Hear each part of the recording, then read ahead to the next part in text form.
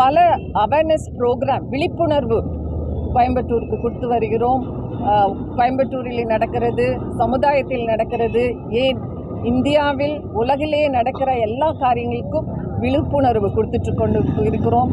பல ஸ்கூல்ஸ் காலேஜஸில் விழிப்புணர்வு முகாம்கள் நடத்தி கொண்டிருக்கிறோம்.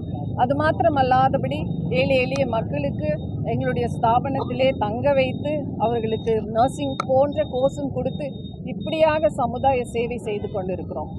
இது போக நாங்கள் இந்தியாவிலே நடக்கின்ற சமுதாயத்திற்கு எதிராக, விசேஷமாக பெண்களுக்கு எதிராக நடக்கின்ற எல்லா வன்முறைகளையும் குறித்து ஒவ்வொரு முறையும் கண்டித்து எங்களுடைய எதிர்ப்பை தெரிவித்து கொண்டுதான் வருகிறோம்.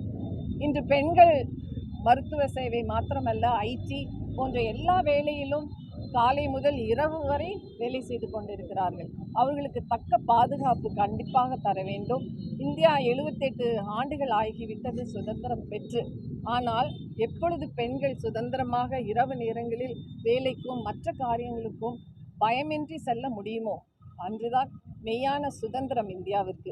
அதை நாங்கள் உறுதிப்படுத்துவதற்கு இந்த நேரத்திலே ஒரு YWCA குழுவாக கல்கட்டாவில் நடந்த இந்த சம்பவத்திற்கு ஒரு எதிர்ப்பு தெரிவித்து அதில் தக்க நீதி கிடைக்க வேண்டும், சம்பந்தப்பட்ட மக்களுக்கு சரியான தண்டனை கிடைக்க வேண்டும் என்று நாங்கள் கோரி எங்களுடைய விண்ணப்பத்தை வைக்கிறோம்.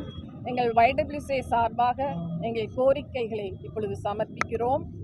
பலாத்காரம் மற்றும் தாக்குதலின் புகார்களில் நடவடிக்கை எடுக்க தவறிய அதிகாரிகளின் சேவையை பணி நீக்கம் செய்ய கோருகிறோம்.